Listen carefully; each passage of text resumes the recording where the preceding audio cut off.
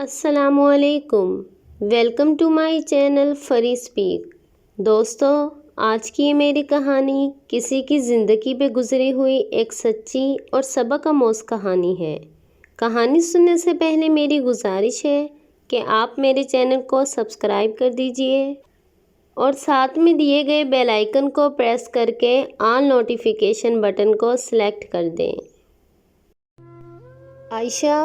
عائشہ کہاں ہو یار؟ عمر مجھے آوازیں لگاتا بیڈ روم میں آ گیا۔ جی عمر، میں ادھر ہی تھی۔ میں نے جلدی سے اپنے آنسو صاف کیے۔ عمر مجھے غور سے دیکھتے ہوئے آگے بڑھے۔ کیا ہوا ہے؟ تم رو کیوں رہی ہو؟ اور باہر کا دروازہ بھی کھلا ہے۔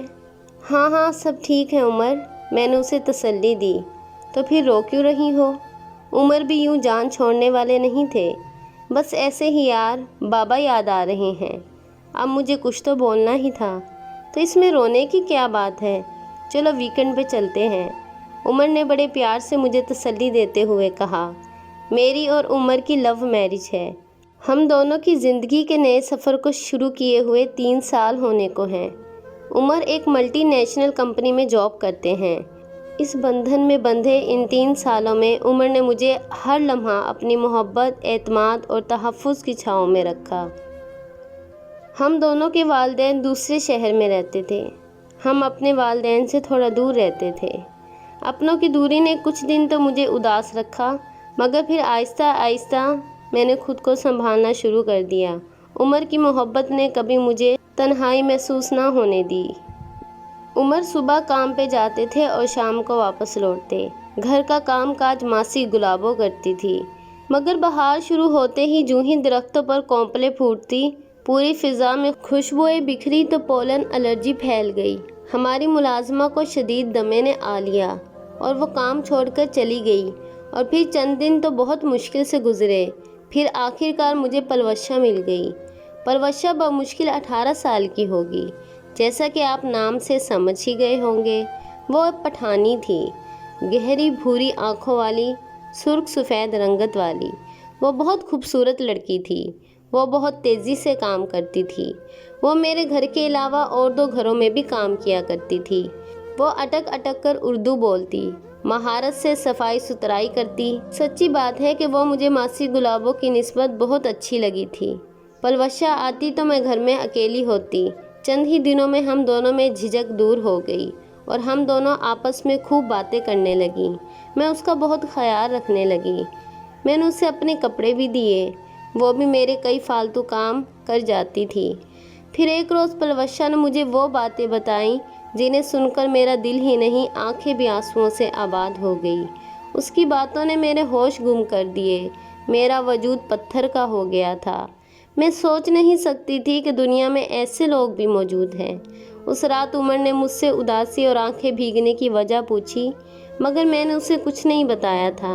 نہ جانے کیوں مجھے اچھا نہیں لگ رہا تھا کہ میں عمر کے سامنے پلوشہ کی ایسی بات بتاؤں۔ مجھے یوں لگ رہا تھا کہ میں اگر عمر سے یہ بات شیئر کروں گی تو گویا میں خود کو بے پردہ کر دوں گی۔ اور پھر عمر تھک ہار کر سو گئے تھے، مگر میری آنکھوں سے نیند کوسوں دور تھی۔ ایک عجیب سی اذیت میرے دل کی رگوں کو کاٹ رہی تھی۔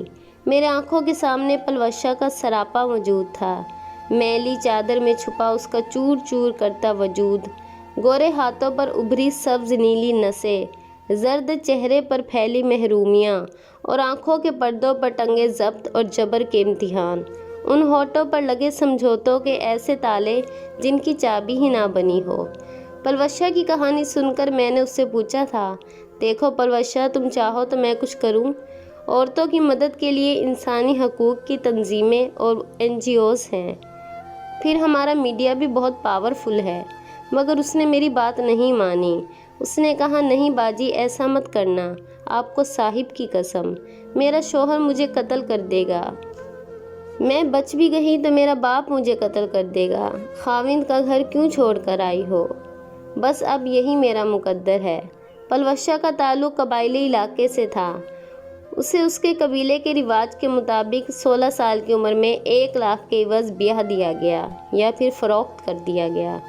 وہاں شادی کے بعد لڑکی کا اپنے گھر والوں سے ہر طرح کا تعلق ختم ہو جاتا ہے اور وہ پھر بابل کے آنگن میں نہیں آ جا پاتی، ماں کے آغوش میں چھپ کر اپنے درد نہیں بتا پاتی، 7 جنم لینے والوں کی شکلوں کو ترس جاتی ہے، گویا وہ اپنے گھر والوں کے لیے جیتے جی مر جاتی ہے۔ پلوشا کا خاوند اپنے 2 بھائیوں کے ہمراہ مزدوری کا کام کرتا تھا۔ کچی بستی میں وہ اپنے شوہر اور اس کے بھائیوں کے ساتھ رہتی تھی۔ اپنے خاوند کے کہنے پر خود 2 سالوں سے وہ لوگوں کے گھروں پہ کام کر رہی تھی اور اسے اردو بولنی بھی آ گئی تھی۔ وہ شوہر اور اس کے بھائیوں کی بہت خدمت کرتی اور اولاد نہ ہونے کی وجہ سے اسے اس کا شوہر بہت مارتا پیٹتا بھی تھا۔ یہ تمام باتیں وہ مجھے کب کی بتا چکی تھی، مگر جو بات اس نے مجھے آج بتائی وہ میرے دل میں نشتر کی طرح پیوست ہو گئی۔ یہ سوچ کر ہی میرا دل کانپ جاتا ہے کہ کیسے وہ اس کرب سے گزرتی ہوگی، یا پھر وہ اپنے وجود کو ریزہ ریزہ ہوتے دیکھتی ہوگی۔ اس نے کہا تھا، اب باجی میں نے آج تک یہ بات آپ کے سوا کسی کو نہیں کہی۔ پلوشا نے مجھے بتایا کہ اس کے گھر کے قریب ایک بہت بڑی کوٹھی ہے۔ اسے اس کا شوہر ہر رات اس کوٹھی میں چھوڑ آتا ہے، اس کے جسم کا سودا کر کے آتا ہے، اس کے جسم کو فروش کراتا ہے اور صبح ہوتے ہی واپس لے آتا ہے۔ یہ بتاتے ہوئے اس کے لہجے میں برسوں کی تھکن اتر آئی تھی۔ یہ سنتے ہی میں چیخ پڑی، کیا تمہارے دیوروں کو اس کے بارے میں پتہ ہے؟ باجی انہیں پتہ ہے، انہیں سب پتہ ہے۔ روتے ہوئے اس نے اپنا چہرہ دوپٹے میں چھپا لیا تھا۔ یہ سن کر تو مجھ پر جیسے قیامت گزر گئی۔ وہ کچھ دیر تک روتی رہی اور میں خواب کی کیفیت میں اسے دیکھتی رہی۔ پھر وہ آنسو پوچھ کر مجھ سے بولی، باجی ابھی میرے دیوروں اور میاں کے پاس پیسے نہیں ہیں، گھر کا کرایہ دینا ہوتا ہے اور باقی بھی اخراجات اٹھانے ہوتے ہیں۔ میری تنخواہ سے تو صرف 2 وقت کی روٹی بھی پوری نہیں ہوتی۔ کوٹھی والے صاحب ہمیں بہت زیادہ پیسے دیتے ہیں، وہ سارے پیسے میرا میاں رکھ لیتا ہے۔ میرا میاں اور میرے دیور پیسے جمع کر رہے ہیں، جلدی ہی ہم اپنا گھر بنا لیں گے، پھر میری اس کام سے جان چھٹ جائے گی۔ یہ بتا کر نہ جانے اس نے مجھ کو تسلی دی تھی یا اپنے زخموں پر مرہم لگایا تھا۔ ابھی میرا خاوند کہتا ہے کہ گزارا کرو۔ ہاتھوں کی لکیروں کو غور سے دیکھتے ہوئے وہ بولی تھی۔ اس کی لکیریں تو کب کی برتن مانجتے ہوئے گھل کر پانیوں میں بہہ چکی تھی، پھر وہ اپنے ہاتھوں میں کیا تلاش کر رہی تھی؟ یا خدایا، یہ کیسی بے بسی ہے، یہ کیسی اذیت ہے، مجبوری اور سمجھوتوں کے بیچ میں لٹکتی پلوشا، جس نے تمام زندگی، عزت، وجود، خوشیاں محض 1 لاکھ روپے کے عوض تا عمر گروی کر کے رکھ دی ہیں۔ عائشہ کی وہ رات سوچوں اور بھیگی آنکھوں کے ساتھ ہی گزری تھی۔ دوسرے دن وہ روز کی طرح کچن میں تیزی سے ہاتھ چلا رہی تھی۔ برتنوں کی کھنک میرے وجود اور ذہن کی خاموشی کو توڑ رہی تھی، مگر میں حسب عادت اس کے پاس نہیں گئی تھی۔ شاید مجھے اس سے آنکھ ملانے کی ہمت ہی نہیں تھی، یا پھر میرے پاس اس کے لیے کوئی حرف تسلی ہی نہیں تھا۔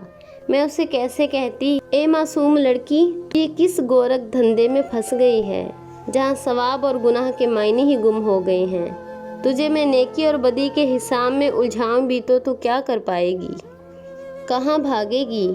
کدھر جائے گی؟ ان 3 درندوں کے چنگل سے کیسے نکلے گی؟ اور اگر نکلے گی بھی تو تجھے کوئی اور درندے دبوچ لیں گے۔ یہ رسوائی، بدنامی، دکھ، کرب، اذیت صرف عورت کی نصیب میں ہی کیوں؟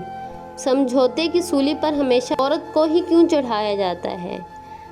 رسموں کی بھینٹ صرف عورت ہی کیوں چڑھتی ہے؟ بے بسی اور لاچارگی عورت کا ہی کیوں مقدر ہے؟ ماں باپ، خاوند، بھائی کی لاج نبھانے کا ٹھیکہ صرف عورت کے سر پر ہی کیوں ہے؟ غیرت کے نام پر صرف عورت کا قتل ہی کیوں کیا جاتا ہے؟ کیوں بیٹی کو رخصت کرتے وقت ماں باپ اسے مر کر ہی واپس لوٹنے کا عہد لیتے ہیں؟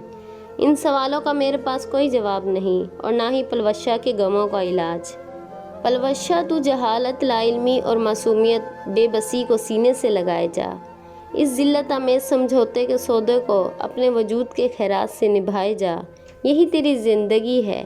تیرے سینے کا دکھ اگر لوگوں کی نظروں میں آ گیا تو دھتکاری جائے گی یا پھر ماری جائے گی۔ پلوشا کو میرے گھر میں کام کرتے ہوئے 1 سال سے زیادہ ہو گیا ہے، اور اس عرصے میں اس کے لیے میں کچھ نہیں کر سکی۔ اور میں کیا کر سکتی ہوں؟ میں خود بھی تو ایک عورت ہوں، ایک مجبور عورت، جس کا سب سے بڑا آسرا مرد ہوتا ہے۔ مجھے سب سے بڑا دکھ بھی یہی ہے کہ پلوشا کا کوئی سہارا بھی نہیں، جس کے میاں نے دولت کے بدلے عزت کا سودا کیا۔ اس بیچاری عورت کا اپنا مرد ہی اس کا نہیں تو اس کا کوئی اور سہارا کیسے ہو سکتا ہے؟